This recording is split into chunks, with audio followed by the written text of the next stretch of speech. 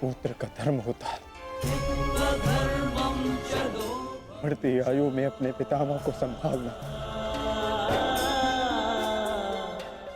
मैं युद्ध क्षेत्र में मैं कैसे गिरा सकता हूं? जिन्होंने मुझे धनुष उठाना सिखाया,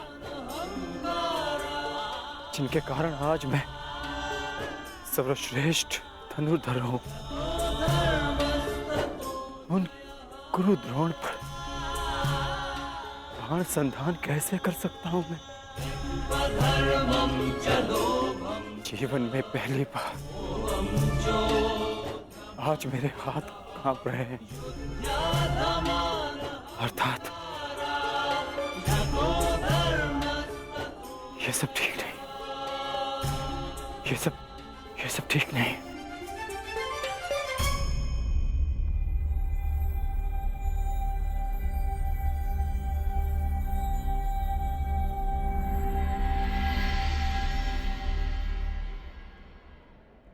क्या हुआ पार्थ?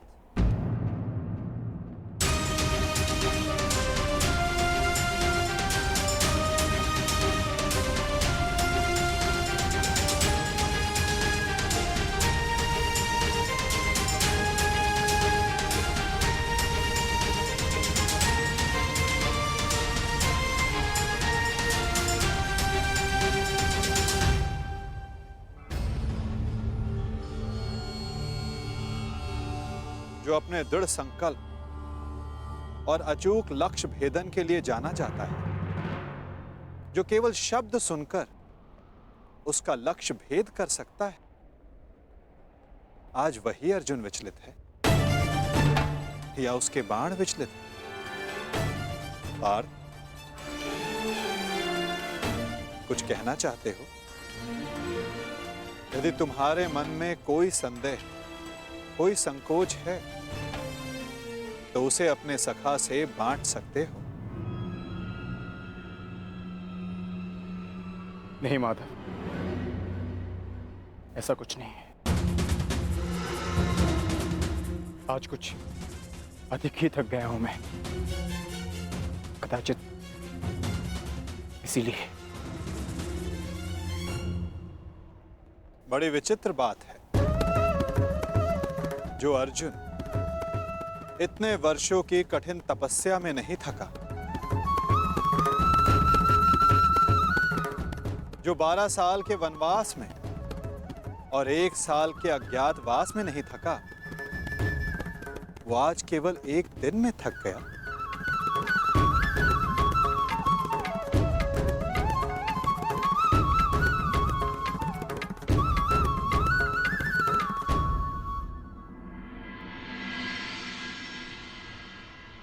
कोई बात नहीं पार्थ, असाधारण मनुष्य के जीवन में विचित्र कथाएं होती ही रहती हैं। आओ, शिविर में चलकर सभी वीर मिलकर भोजन करें। कल से युद्ध प्रारंभ होने वाला है पार्थ। किसे ज्ञात किसके साथ दोबारा भोजन करने का अवसर ही ना मिले।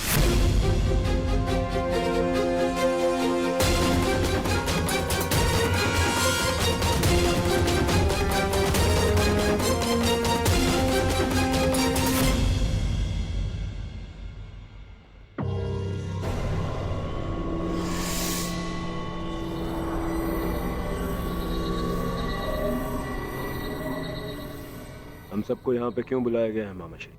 क्या? मुझे तो लगा कि तुमने हम सबको यहाँ एकत्रित होने का आदेश दिया है।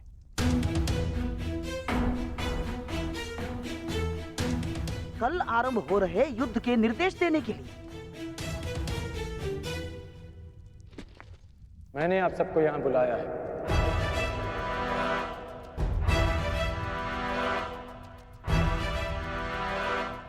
पधारने के लिए धन्यवाद। परंतु तुमने हमें यहाँ क्यों आमंत्रित किया है कर्ण? बताता हूं मित्र, पहले सभा पूर्ण हो जाए।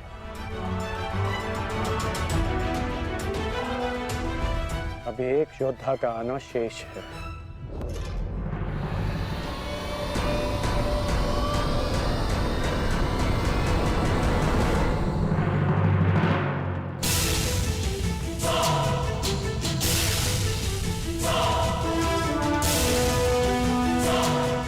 इससे पूर्व कि किसी के भी मन में कोई विचार उत्पन्न हो, मैं बता देना चाहता हूं कि मेरे यहाँ आने का कोई उद्देश्य नहीं। मैं यहाँ केवल अंगराज के आग्रह पर उपस्थित हुआ हूं।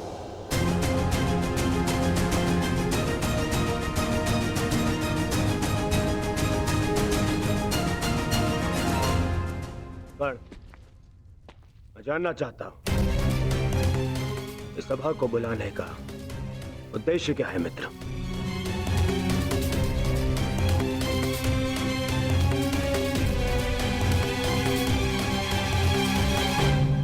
उद्देश्य है युद्ध में विजय।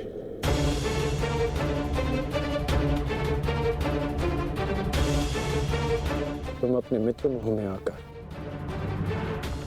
बहुत बड़ा अनर्थ करने जा रहे थे, और एक सच्चा मित्र होने के नाते मैं तुम्हें ये अनर्थ नहीं करने दूंगा।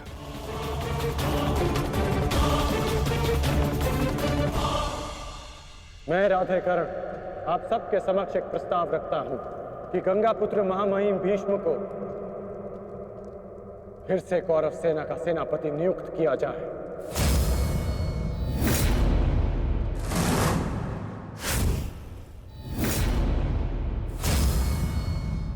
और ये घोषणा करता हूं कि जब तक महामहिम भीष्म इस युद्ध भूमि में सेना का नेतृत्व करेंगे, ये राधेकरण युद्ध भूमि में नहीं आएगा।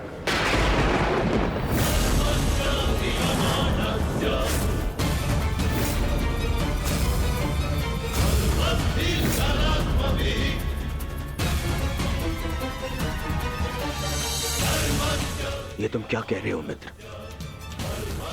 मुझे इस युद्ध में तुम्हारी अपने मित्र की ही सबसे अधिक आवश्यकता है। महामहिम से भी अधिक? नहीं मित्र, तुम भूल कर रहे हो। मैं कवच खोया योद्धा हूं, और महामहिम हस्तिनापुर के कवच हैं। तुम्हें मुझसे अधिक आवश्यकता उनकी है।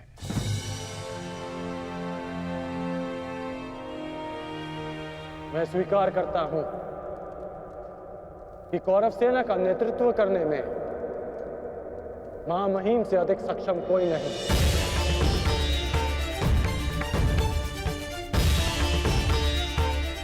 मैं भी नहीं।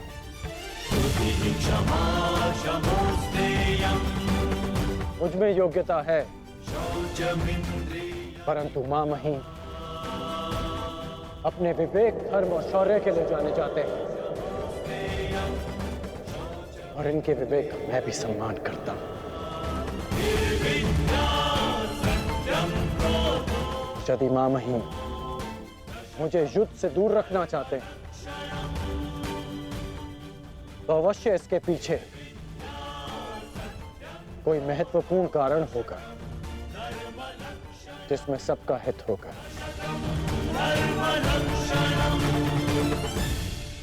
मैं ये सब इसलिए कर रहा हूं क्योंकि मैं तुम्हें हस्तिनापुर के सिंहासन पर देखना चाहता हूं, और मेरा लक्ष्य पूर्ण करने के लिए मैं ऐसे 1000 स्वप्न का बलिदान दे सकता हूं।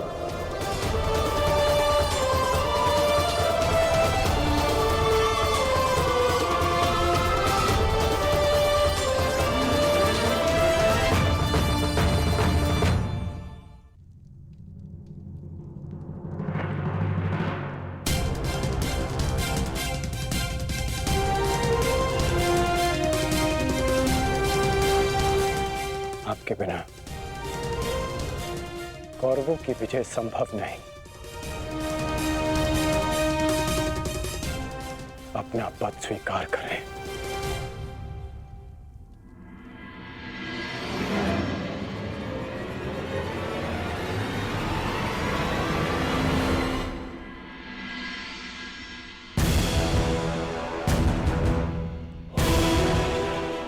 हर हर महादेव! हर हर महादेव!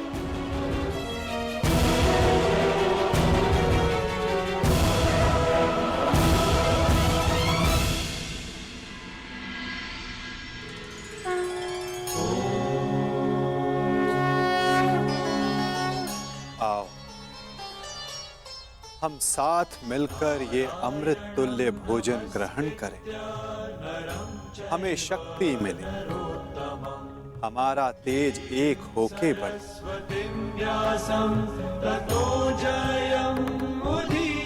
हमारा ज्ञान बढ़े, हमारे मध्य कोई विष न फैले, फैले तो केवल हमारा यश।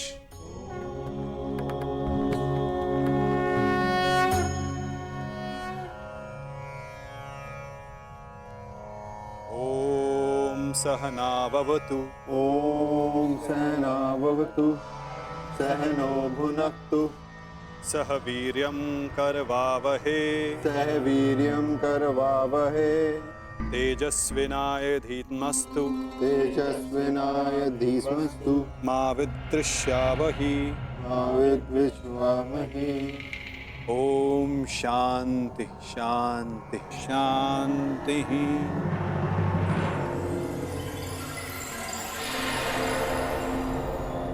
आओ भोजन प्रारंभ करें।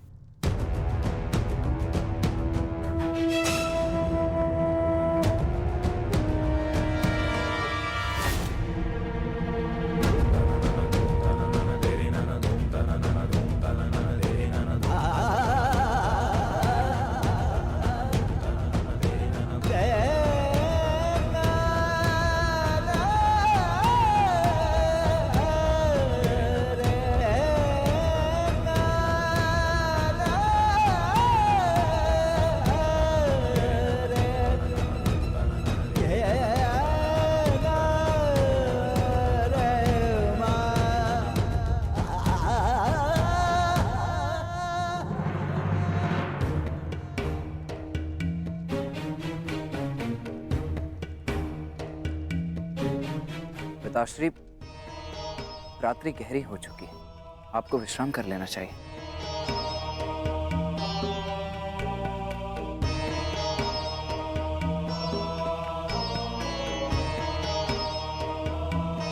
विश्राम की आवश्यकता तो तुम्हें है पुत्र। कल इस महायुद्ध में तुम्हें अपना कौशल दिखाने के लिए प्रस्तुत जो होना है। कल मेरे लिए बहुत बड़ा दिन है कि मेरा पुत्र इतिहास के सबसे बड़े महायुद्ध में पदार्पण करेगा।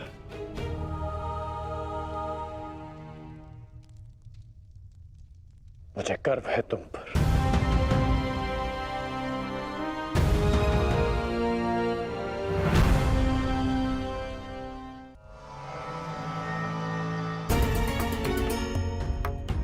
सब कुशल पार्थ?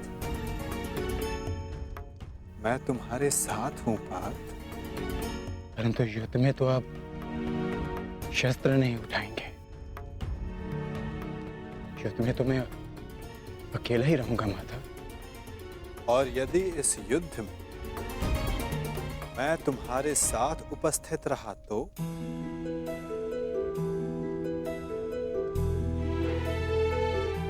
मुझसे अधिक भाग्यवान इस संसार में और कोई नहीं होगा। परंतु मैं जानता हूं मेरी ये कामना अधूरी रह जाएगी। यदि कामना पूर्ण बल से की जाए तो वो अवश्य पूर्ण होती है पार्थ। और यदि प्रार्थना में समर्पण तो वो स्वीकार होती है।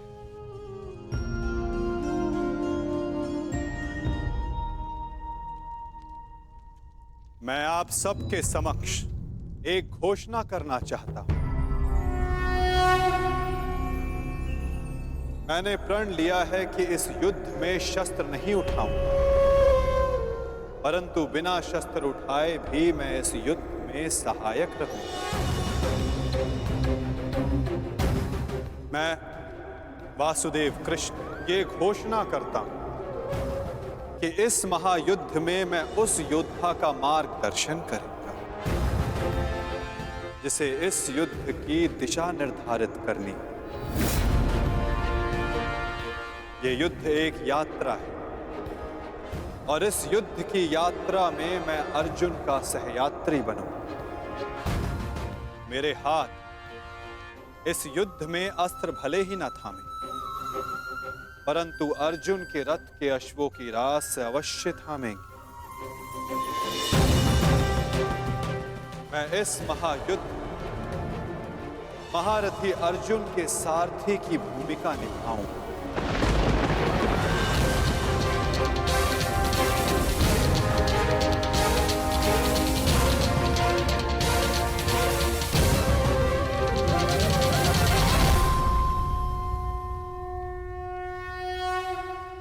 नहीं माधव, मैं रथी बनकर आपको आदेश दूं, यह संभव नहीं।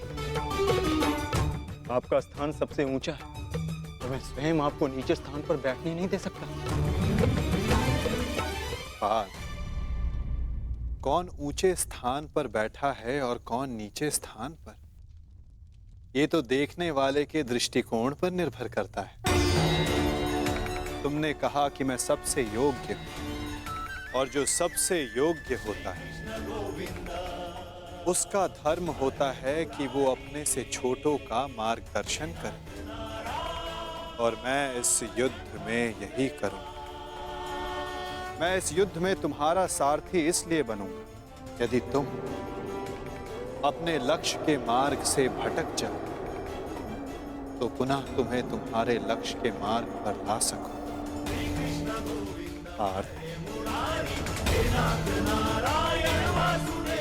मुझ पर विश्वास है ना? निष्ठा है माधव।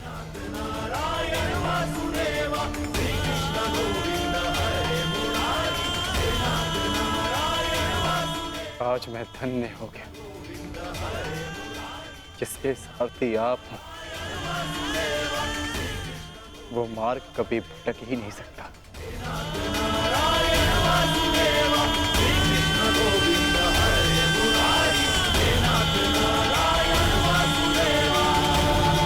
पिताश्री, मैं जाने से पूर्व आपको एक वचन देना चाहता हूं।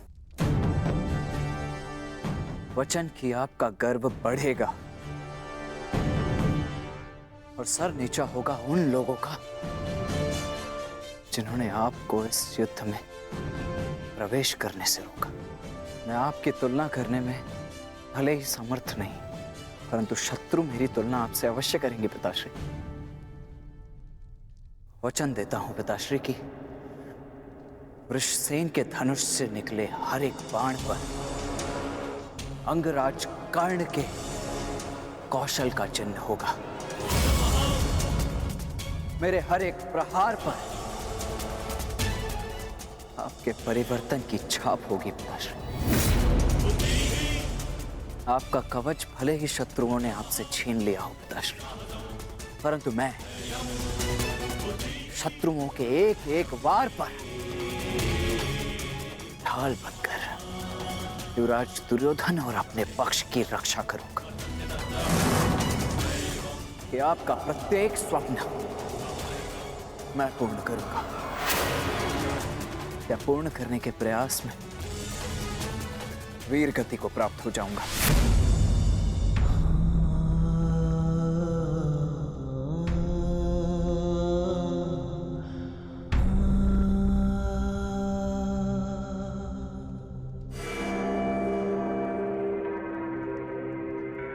द्रोण शिष्य अर्जुन, द्रोण शिष्य अर्जुन के मन में मैं ये प्रश्न उत्पन्न कर दूंगा पिताश्री की, यदि अंगराज कर्ण का अंश उन पर इतना भारी पड़ रहा है तो तब क्या होगा जब स्वयं अंगराज कर्ण से उनका सामना होगा।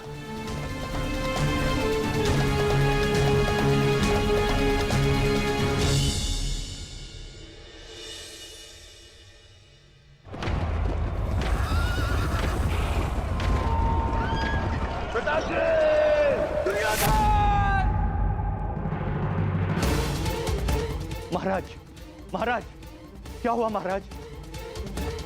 आप ठीक तो है ना? क्या आपने कोई दुस्वप्न देखा है? हाँ,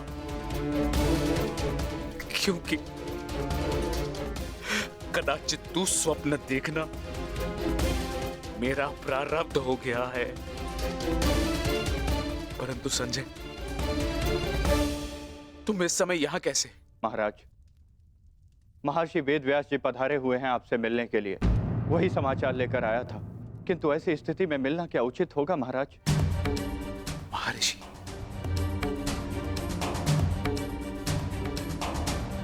अवश्य ही कुछ उचित सोचा होगा, तभी पधारे हैं। उन्हें सादर अंदर ले आओ संजय। जैसी आज्ञा महाराज।